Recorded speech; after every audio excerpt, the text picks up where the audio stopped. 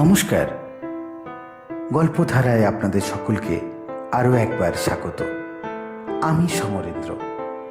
আজকের গল্প রাত 12টা, অচিন্ত কুমার সেনগুপ্ত।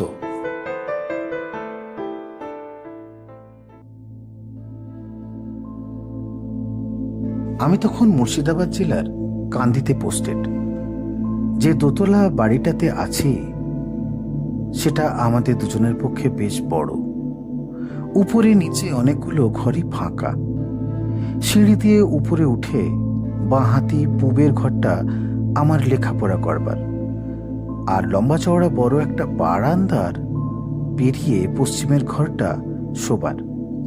দক্ষিণের বারান্দায় কখানা চেয়ার ফেলা। নির্ঝঞ্ঝাট নিরিবিলি বাড়ি, চারিদিক গাছগাছালিতে ঢাকা। ইলেকট্রিক নেই, লণ্ঠনের টিমটিমি। তখন ঘটনাচক্রে পরলোকের চর্চার মধ্য দিয়ে পড়েছি। বিকেলে কোর্ট থেকে আর কোথাও যাই না। টেবিল নিয়ে বসে পড়ি দুজনে। ঠিক প্ল্যানচেট নয়, বলা যেতে পারে টেবিল ট্রেনিং বা টেবিল টার্নিং। এমনিতে কপ পাতা জবানবন্দি লিখতে হলে হাত পেকে যায়, আর এইটা দিস্তার পর দিস্তা ওড়াচ্ছি, ক্লান্তির চিহ্ন মাত্র নেই।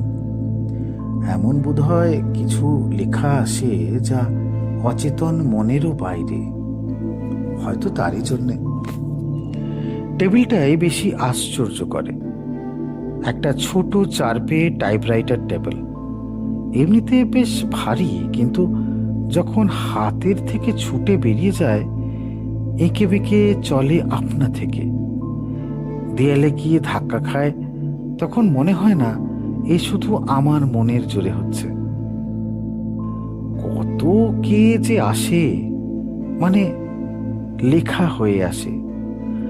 আমি অমুক, আমি তমুক, চেনার থেকে অচেনারই বেশি। আমি রেণু, আমি চুনি, আমি তারা প্রসন্ন, আমি মহেশ্বর পাশার বিভূতি ঘোষ, মালদার নিরঞ্জন ব্যানার্জি। আমি তোমার সঙ্গে পড়তাম নোয়াখালী জেলার স্কুলের মোহাম্মদ সালেমান। কিছুই প্রমাণ হয় না। কত জায়গায় চিঠি লিখে খোঁজ নিয়েছি, মেলেনি। লোক নয়, ঠিকানা নয়, বিবরণ নয়, সবই ধোঁয়া।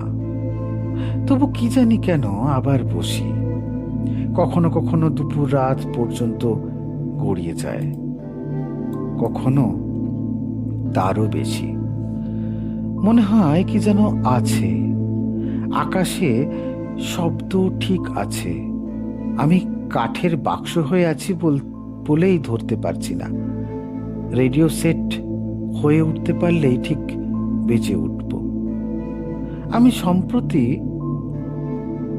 অসম্পূর্ণ বলেই আমি সম্প্রতি অসমর্থ।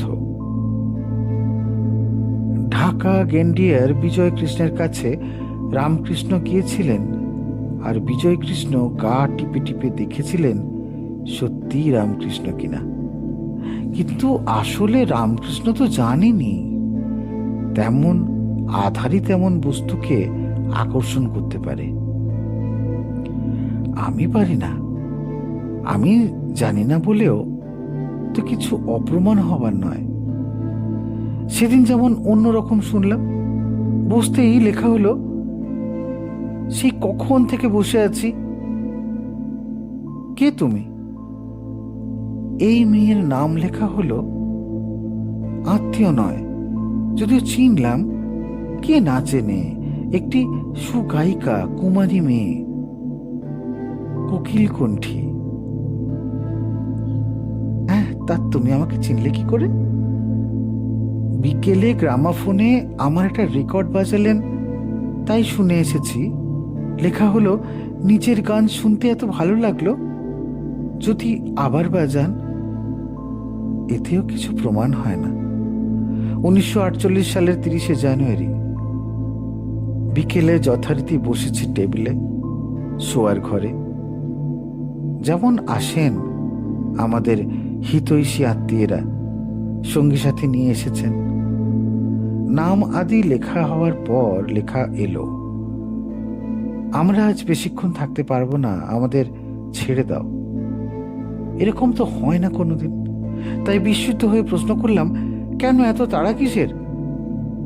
লেখা হলো, আমাদের এখানে এইমাত্র একজন মহাপুরুষ এসেছেন, তাকে দেখবার জন্য সবাই চলেছে, আমরাও যাব, আমাদের ছেড়ে দাও। ছেড়ে দিলাম। টেবিল শান্ত হলো। রাত্রে আমার সহকর্মী এসে বলল, রেডিওতে খবর এসেছে মহাত্মা গান্ধী আজ বিকেলে গুলি করে খুন করা হয়েছে। তবে ওই মহাপুরুষকে দেখবার জন্যই কি ওখানে অত শোরগোল ছিল? এতেও কি কিছু প্রমাণ হয়? একটা লেখা শেষ হতে না হতেই আরেকটা লেখা। মনে হতো একাধিক স্পিরিট এসে হইচই করছে, পরস্পর ঠেলাঠেলি করছে। আমি নতুন এলাম, আমরা আগে, আমারটা আগে শুনুন। আমি কখন থেকে দাঁড়িয়ে আছি? ধমক দিয়ে উঠলাম, তোমরা কেউ এসেছো বিশ্বাস করি না, কাজে প্রমাণ দিতে পারো? ছোটখাটো কাজ দিলে করতে পারি। আমার পড়ার ঘরের তাক থেকে কটা বই টেনে মেঝেতে ফেলে দিতে পারো? পড়ার ঘরের জানলার পাল্লা জোর শব্দ হলো। হাওয়া উঠেছে বুঝি। জানলাটা বোধ হয় বন্ধ করিনি। টর্চ নিয়ে গেলাম তাড়াতাড়ি। দেখি কটা বই মেঝেতে পড়ে আছে।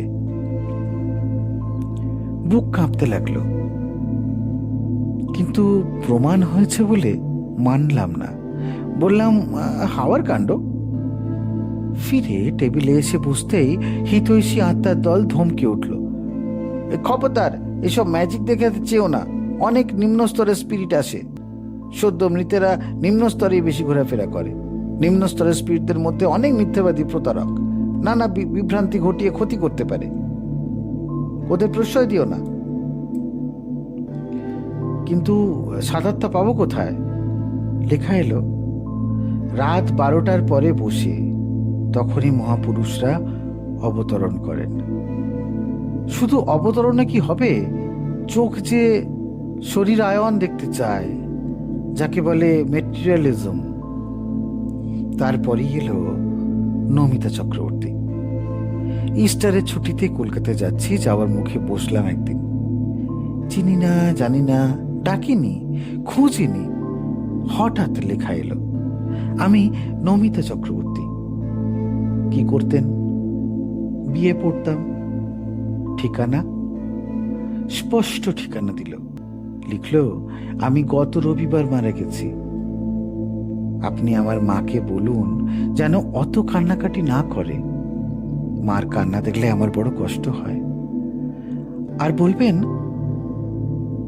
আর কোন স্পিরিট এসে বোধ হয় নমিতাকে সরিয়ে দিল। সৌভাগ্যক্রমে ঠিকানাটা আমাদের কলকাতার বাড়ির কাছে। ভাবলাম খোঁজ নিয়ে দেখি, হয়তো দেখবো আমারই রিসিভিং ভুল হয়েছে।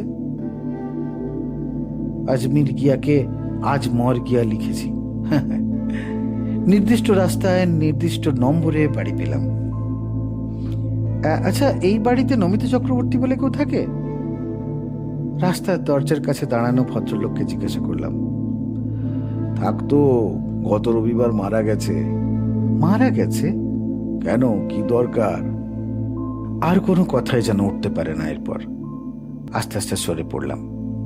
নমিতার মার সঙ্গে দেখা করতে হলো, কিন্তু দেখা করলেই অনেক রকম ঝামেলার মধ্যে পড়তে হয়। মার কান্না আরো বাড়তো। স্ত্রীকে বললাম, এর পরেও প্রমাণ চাই, একটি ঠিকানাই বা মিলবে কেন? কান্দিতে ফিরে এসেছি। শুক্লপক্ষ, যথারীতি রাত 12টার পর ঘর থেকে উঠেছি। লণ্ঠন দিয়ে বারান্দায় বেরোবার মুখে দাঁড়িয়েছি দরজায়। দেখি একটা দক্ষিণমুখো চেয়ার পূবমুখো করা, আর তাতে একটি তরুণী বসে জলজল চোখে তাকিয়ে আছে দরজার দিকে। আমাকে দেখা মাত্রই তরুণীটি উঠে দাঁড়ালো। সঙ্গে সঙ্গে পূবমুখো চেয়ার আবার দক্ষিণমুখো হয়ে গেল। তরুণীটিকে আর দেখা গেল না।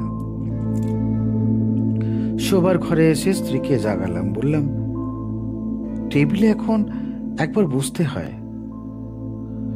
বসলাম, পেন্সিল স্ত্রীর হাতে চালান করে দিলাম। আমি এসেছিলাম, লেখা পড়ল। কে? আমি সেই নমিতা চক্রবর্তী। এসেছিলেন মানে? এখনো আসনি? তখন মূর্তি ধরে এসেছিলাম, এখন চারদিকে তাকালাম, কিছুই দেখা গেল না। লেখা হলো, মাকে আমার কথা বলেননি কেন? আমার আরো কথা আছে, 12টার আগে বসবেন।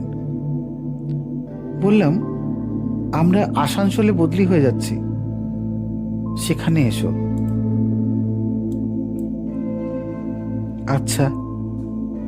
পৃষ্ঠার বাকি অংশে একটা লম্বা দাগ দিয়ে চলে গেল নমিতা। পরের বার কলকাতা যেতে কিছু দেরি হলো। নমিতাদের বাড়ির সামনে গিয়ে 2-3 বার হেঁটে যাচ্ছি। ইচ্ছে হয়েছে ওর ফটোটা দেখে আসি, কিন্তু কি জানি যদি দেখা মূর্তির সঙ্গে মিলে যায়, যদি প্রমাণ অকাঠ্য হয়ে ওঠে, সেই ভয়ে যায়নি। মন্দ কি, সবই একটা সংশয়ের ধার ঘেঁষে রহস্যময় হয়ে থাক না। নমিতার মা নিশ্চয়ই এতদিনে সামলে উঠেছেন, আর তারপরেও তো আসানসোল। আবার নতুন গল্প নিয়ে শীঘ্রই হাজির হব। চ্যানেলে নতুন হলে এমনই মনের মতন গল্প শুনতে সাবস্ক্রাইব করুন আমাদের চ্যানেল। ভালো লেগে থাকলে লাইক করুন, কমেন্টে আপনাদের মতামত জানাতে ভুলবেন না। ধন্যবাদ।